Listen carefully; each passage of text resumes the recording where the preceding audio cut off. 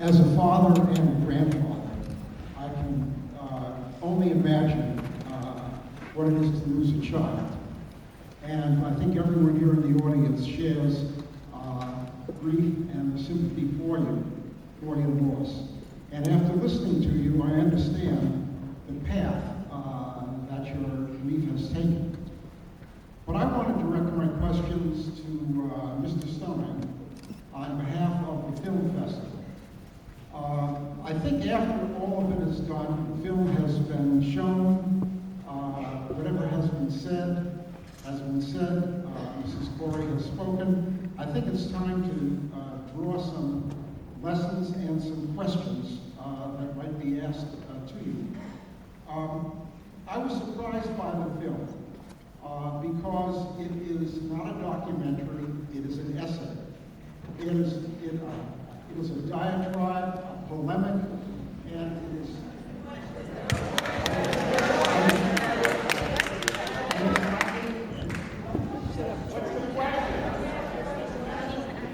Yes.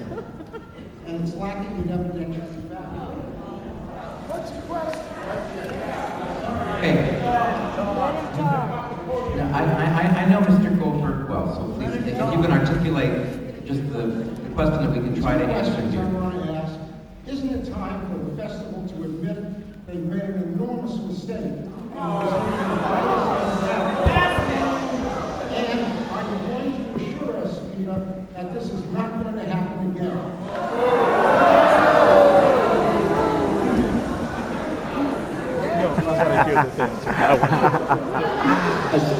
As I said, we want to be respectful of the diversity of opinions that represent our community. Okay? The conversation within the Jewish community about what makes acceptable discourse, that's a phrase that I've heard talked about a lot, is one that is not going to be solved or resolved with one film or one speaker.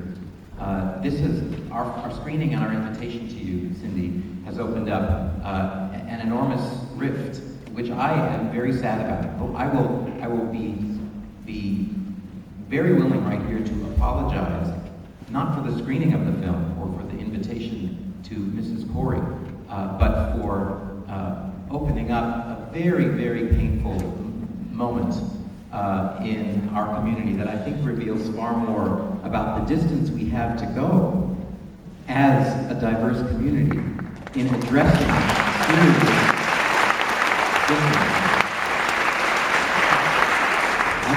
I will take the responsibility, and our festival will take some of that responsibility for causing perhaps more pain, more heat to be distributed on this than light.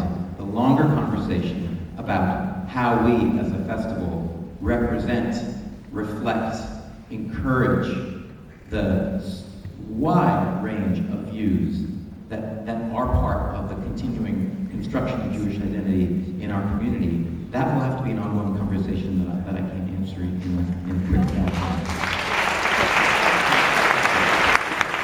I don't want to have the last word, and so I would, if we could, if there is one more question for Mrs. Corey. Peter?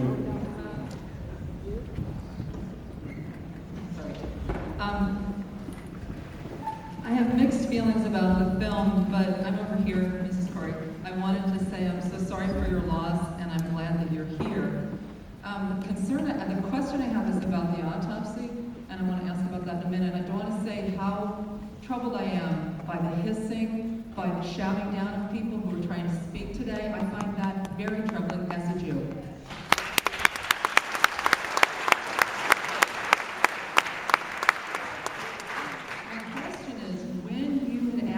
An independent autopsy, and that was refused. What was the follow-up? You couldn't, I know in that moment, do anything, but what happened afterward? Were you able to find out anything else about why that request from an independent observer to the autopsy, why that was refused? Were you able to follow up on that? Thanks. This is another long, I'm afraid I'll try to be brief about it. The issues around the autopsy that occurred are really still being resolved. One thing that the film did not mention was was not only did our family request, and we were in our congressman's office when it was done, it was transmitted from his office, Congressman Brian Baird in Washington, D.C. Not only did we request that there be some consular presence from the U.S. Embassy, if the autopsy, because the autopsy was insisted upon by the Israeli government before Rachel's body could be brought back.